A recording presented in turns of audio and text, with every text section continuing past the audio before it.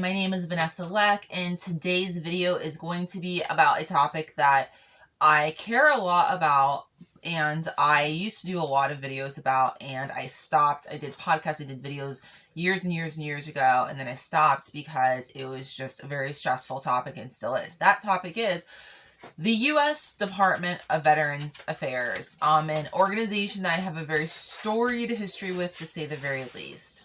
And so today I've already done a number of videos on this topic, and I've just decided, like, this is my destiny and my fate, by default of having joined the military many years ago when I was young, and, that whole situation, that whole history there. And,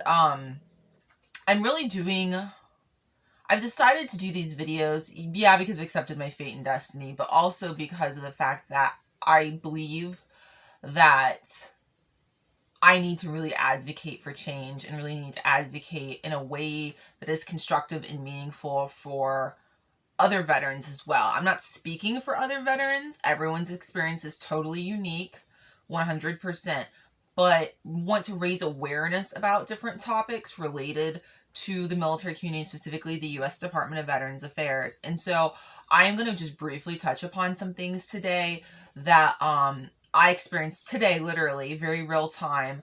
And I'm going to continue to do basically a video series / podcast on these topics. So if you're interested, please subscribe to the YouTube channel. I gotta cater to the YouTube's algorithm so that it doesn't die at the bottom of the internet barrel. And please like the video and share if you feel so inclined to do so, okay? Just want to let you know that this is just for general information, educational, whatever purposes only, doesn't establish a relationship of any kind whatsoever, clinically or otherwise. I am not a lawyer, by the way. I think one day I'll go to probably law school, but I don't want to even practice law or be a lawyer or any of that. I don't want to get a law license, nothing. Okay. So I'm going to start doing kind of more of these informal kind of quick hitter videos, which this may not be so quick, I don't know. Okay, so there's basically something called community care. And it's basically where military veterans, certain eligible ones, can receive healthcare outside the U.S. Department of Veterans Affairs facilities and whatnot, and outside healthcare providers in the community, literally community care, okay? And there's been multiple laws over the last number of years that cover this type of service, essentially. And it's been born out of the many controversies and issues that the U.S. Department of Veterans Affairs has had with their military veterans for, basically ever. It's since longer than I've even been alive, like forever, essentially. And I'm not even capable of covering all of that in great detail because that would be like a never-ending story to talk about. But I am going to cover some key points and takeaways today that are on my radar, and I'm going to be doing a lot more of these videos. I've decided, but I have to pace myself because talking about this organization really stresses me out because I have a storied history with the organization. I used to work for them many years ago, for a couple years. I can't unexperience what I saw, what I experienced there. It really opened my eyes to how the organization operates and how it thinks, and I will never trust the organization again as a result. Okay, so let's see. There is one specific bill called, it says I don't even know if I'm saying that right because I'm not aware, S.2372-VA Mission Act of 2018, okay? And I'm going to link in the description below this video, and it's also going to be this podcast, exactly what this bill says. I'm actually going to post this today and get this out there because I want this to be out there in real time, okay? All right, so basically, I have decided after many years of avoiding the VA to go back to the VA for my services, healthcare stuff, okay? And I have made different choices that work for me about that. And so part of the healthcare I have chosen to receive at the U.S. Department of Veterans Affairs by my choice because I feel it's in my best interest and I have confidence at this point in time and the healthcare providers and support staff that I have chosen to interact with, and it has been a very favorable experience, okay? And then the other portion, after an experience I had at the VA recently, I've decided I don't have any faith or confidence in this other area, and I've decided I want to go out into the community and receive that care there. All right. So I was given a referral to do so for my primary care provider. And that referral was denied, I found out today, by I think 2 different people in the healthcare facility, but I'm not 100% on that. And basically, it appears that they're trying to be like, well, like, oh, we have that here, so you should go here. But it's like, I don't want to go there because I went there and I'm not happy with it. And I don't trust this organization anyways, due to my experiences with this organization as it is. And now, like, I've had this experience and I don't want to go back, and I'm not going back, period. And so then I went ahead and started to do a little bit of research regarding current legislation for the military community that pertains to the military veterans that would be eligible to receive healthcare from the U.S. Department of Veterans Affairs. Okay, and healthcare can be anything. It can be like, a checkup. It could be like an x-ray. It can be anything. Like, healthcare, as you know, runs a gamut. It can be a vaccine. It can be anything. Like, everyone should be getting healthcare from birth to death, basically, in order to maintain health and in order to really take care of oneself. Like, that's super important to do that. No matter who you are, like, we should all be really looking out for our own well-being and health and making sure we're in good health, okay? So anyways, the legislation says many things, the VA Mission Act of 2018, and I'm not going to get into like all of it because it is big and it's long, and that's why I'm including the link. So if you want to check it out, please do so, okay? All right, it states here, it says note criteria, and this is basically saying, again, I'm not a lawyer, I don't have a law degree. This is information anybody can find online, okay? I'm just a military veteran that is just advocating for myself and researching for myself and sharing with the world at this point, basically, okay?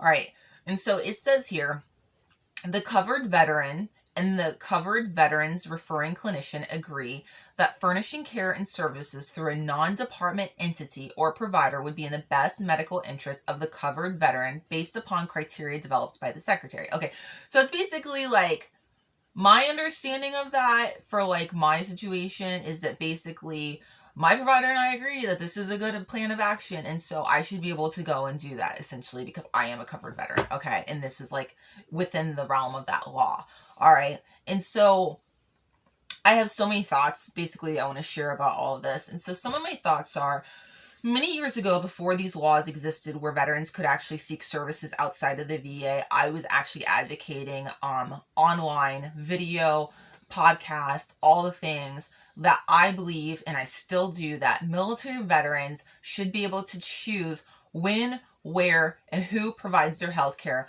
Bottom line, end of story. Okay, that's what I believe. Still do. It just makes sense. Because when you are a captive audience, and your business does not have to be earned, that becomes a real big problem, okay? And right now we're in a situation where it appears, based upon the information I read in this law, there's a lot of loopholes where potentially the VA can try to, in my opinion, impede progress and interfere with the military veterans' choice about where, who, how their health care is being provided. And that, in my opinion, is a serious issue, because military veterans deserve the right to informed consent. Military veterans should deserve the right to make choices about their health care and have those choices and their wishes respected, period. And I'm really good at advocating for myself, I've come to realize, so I think anyways, because I seem to get stuff accomplished sometimes for myself, that I don't think that all people in the military community, military veterans, are as successful or as able, maybe, I don't know, because when I communicate with the people at the VA, they always seem kind of surprised that I actually have a clue about these different kinds of things. And I actually did contact the VA today, and I informed them of what I just stated, that, legally, like, I have this right, and that this right should not be denied, and that I am asking to escalate this issue to receive that referral that has already been provided to me. But I really view the VA as being in a conflict of interest position, in my humble opinion, with veterans' choices to receive healthcare outside of the VA system. And the reason that I feel this way is because, from working at the VA many years ago, as well as being a veteran that had periodically received healthcare services from the VA often through the years, my overall impression is that the VA employees, some of them, specifically I think management, get very nervous about this concept of veterans being able to vote with their feet, so to speak, meaning like pick where they go for their healthcare services and whatnot, or whatever. And I think that's because they're very concerned about not being able to keep their supersized facilities open and them not being needed anymore, those facilities, and needing to basically lay off staff that are no longer being in demand and in need to be there any longer. And that is my impression because of how what I hear and what I see through the years whenever this is brought up. This is the impression I'm getting. This is my takeaway, okay? Once again, my impression, my opinion, my perspective. And if that's the case, then so be it. Because at the end of the day, the U.S. Department of Veterans Affairs was not created to build supersized facilities and to have executive suites that look like just so epic and so massive and so gorgeous and overlooking skylines. The U.S. Department of Veterans Affairs was not designed to be, some elite type thing where executives and managers who are not even in many cases affiliated with the military receive these large, bloated in many cases, salaries and benefits, okay? The U.S. Department of Veterans Affairs was designed to serve military veterans and their healthcare needs. That's what it was designed for. So if it does not serve that interest, then it should not be allowed to continue onward.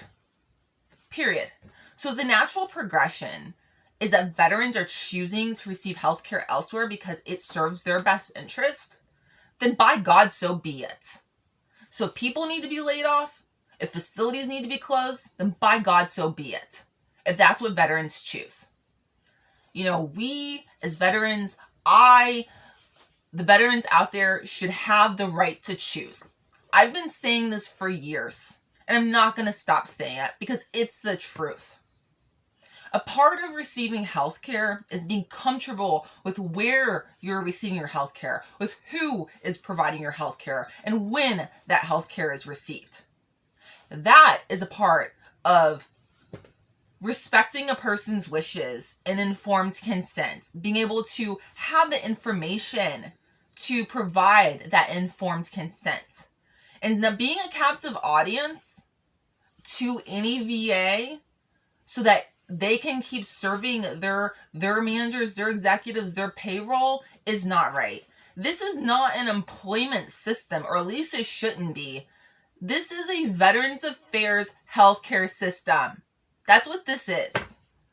Further, and when I look at the law, I just think to myself, how is it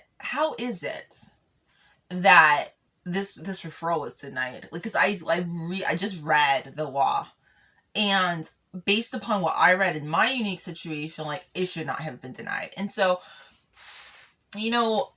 for me, the U.S. Department of Veterans Affairs, I haven't had as bad of experiences with them as some people have, but I've had extremely challenging experiences. Let's just put it that way. Experiences that are unforgettable, okay? And I don't trust the organization, and I never will again. I watch my back with this organization, and I always will. And, I just think to myself, how many of these referrals are getting denied and veterans don't even maybe know their rights, or, know that they should or can speak up, or know where the law is located, the link to the law, where online to look for it. I just typed in several things and started Googling and searching and finding and doing all the things. And I was able to kind of sort through it pretty quick, but I also keep my eyes on the law as it pertains to the military community because it's super relevant. It's super relevant. It just is. And if you're interested in the law as well, there is a legal law channel that I'm a huge fan of called CCK Law. I'm going to link it above my head. And they actually, one of the things I love about their channel is they actually do legal reviews about new law coming out that affects military community and military veterans. And they just did that regarding a new like COVID legislation type law that just happened recently. It was pretty cool. And they also did so recently with regard to the National Defense Authorization Act, NDAA, I think it's called. So that was pretty cool. So if you're interested in those topics, really check out their channel. You know, they have a huge following, and rightfully so. They've been on I think, this platform for a really long time for YouTube. Anyway, so those are my thoughts today. I'm going to follow up with this basically about, you know, what my experiences are moving forward with what I choose to share. I just have a lot of different thoughts, and so I'm kind of curious to see how things go. And that's it. So if you have experiences specifically with community care, I'd love to hear about it. Of course, just know that all your comments and all your comments, whether they're written or verbal, like if you leave a message for the podcast, they're public. They're public, okay? It's all public information, like for the whole world to know and see permanently, okay? So just be aware of that if you're going to share any of your stuff online. But I am just curious about, you know, other people's experiences with this and thoughts and stuff. And I know that the VA has a real mismanagement problem, shocker, okay, with regard to community care historically, with reimbursing people and just so much drama. Oh my God, I was reading about it online with different past issues and audits, and I think the Office of Inspector General, I think, was involved with the Veterans Affairs Organization, and just like so much drama. But anyway, so that's all I have today for this specific topic. I wish you all the best. Love to hear your thoughts. Bye.